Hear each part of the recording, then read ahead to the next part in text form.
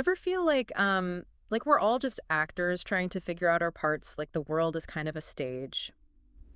Well, today's deep dive, we're getting into the really big questions. We're going to tackle Martin Heidegger. Like what does it even mean for anything to Yeah, exist? and he's considered, one of the most important thinkers of the 20th century, and for good reason. His ideas, they can be tough, but once you get them, they're really powerful. They might even change how you see things, how you see the world. What I have always heard is just saying his name, Heidegger, can make people nervous. Like he's that philosophical rock star everyone thinks they get. Right, right, exactly. Yeah, maybe not so much. There's a reason for that. Uh, Heidegger, he was tackling these huge concepts, mhm. and he did it his own way. But really, at the core, he was trying to figure out the same things we all do. Like, what are we doing here? What's our place in the universe? And how do you live a good life? So let's jump into it.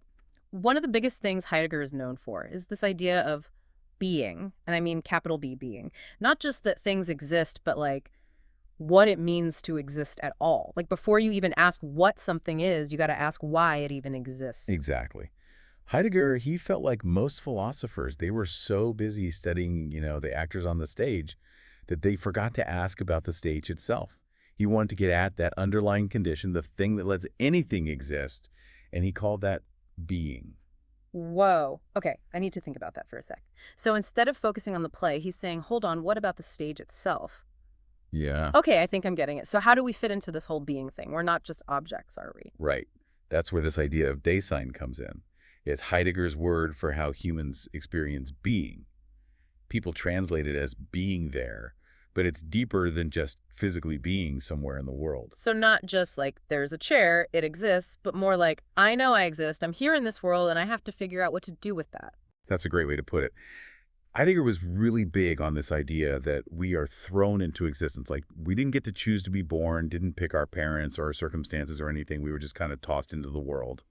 But that thrownness, he doesn't see it as bad. Mm. It's where we start to figure out who we are and what matters to us. Okay, I can see that it's like you get dropped right into the middle of this game, in progress, no rule book, and you just have to figure it out.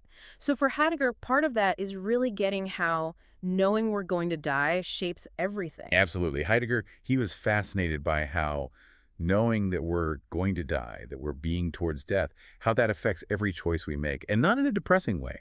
He thought that facing the fact that our time is limited could be a really good thing, even powerful. Not about being all doom and gloom, but facing that our time is limited, so we better make it count. So are we all supposed to, like, quit our jobs and run off to the woods to live authentically? Laughs. Not really.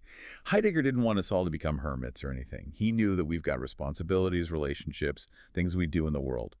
To him, authenticity was about bringing that awareness of being into it all, that we're thrown into existence, that we don't live forever, that we're connected to everything around us. So not escaping the world, but changing how we see it and how we exist in it, knowing all this. Exactly. It's about asking yourself, why am I doing this thing? What do I really care about?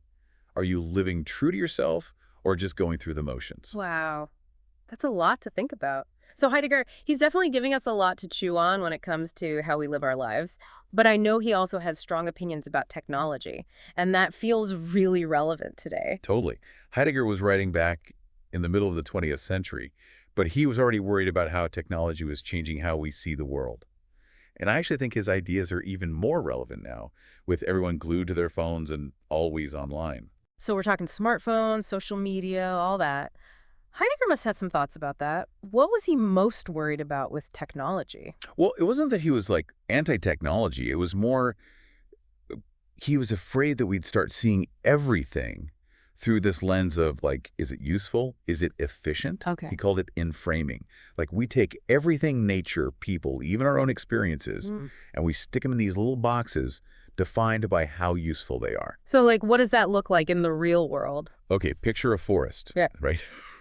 A lot of people, they just see lumber or a place to put up a strip mall. Right. They totally miss what it is, this whole web of life that's been around for like centuries, all the beauty, the mystery of it, just gone. And it's not just nature, is it? It's like we do it with people, too. And Yeah. all you see is their job, how many Instagram followers, what can they do for you? You lose the human part, Yeah. their uniqueness, their, Heidegger would say, their being.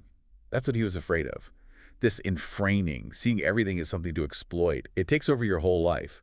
And you lose something essential about being human. Like you get so caught up in what something is, its function, its purpose, you forget to just appreciate it for just being. Yeah, you lose that sense of wonder, that connection to something bigger. Right, right. Heidegger thought that disconnect, it could have some really bad consequences. It could make you feel meaningless, isolated, even like despair. When we lose touch with being, with just being in the world, we could lose ourselves. Whoa. This is really making me think, like, how much time I spend scrolling on my phone, comparing myself, feeling like I gotta be doing something productive every second. When's the last time I just, like, sat under a tree and enjoyed it, and not even taken a picture? That's it, you hit it. That's what Heidegger was getting at. Technology, it can do amazing things, but it also distracts us from what matters.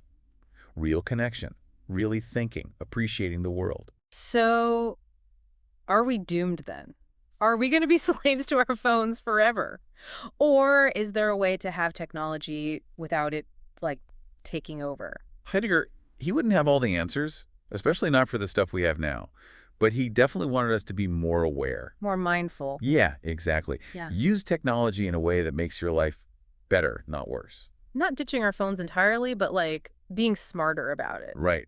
Finding that balance. Yeah. Using it as a tool, but not letting it control how you see the world. It's weird because in some ways it connects us, like, to people all over, to information, but then it also makes us feel more alone. It's a paradox. Hmm. That's what we have to figure out. Heidegger, he'd want us to step back, question our assumptions. Like, how is this stuff actually affecting me, maybe without me even realizing it? It's like he's saying it's okay to be skeptical of technology, you know? Totally. It's not always a good thing. We got to ask ourselves, is this actually helping me? Or is it hurting me, just to connecting me? And then how do I use it in a way that, like, matches my values? That is definitely something I'm going to be thinking about a lot more. This whole conversation, it's making me rethink my whole relationship with my phone. That's what Heidegger does. His ideas, they make you question everything, rethink your priorities, Yeah. see the world differently. Like putting on a new pair of glasses. Exactly. You don't wear them all the time, Yeah. but they let you see from a whole new perspective.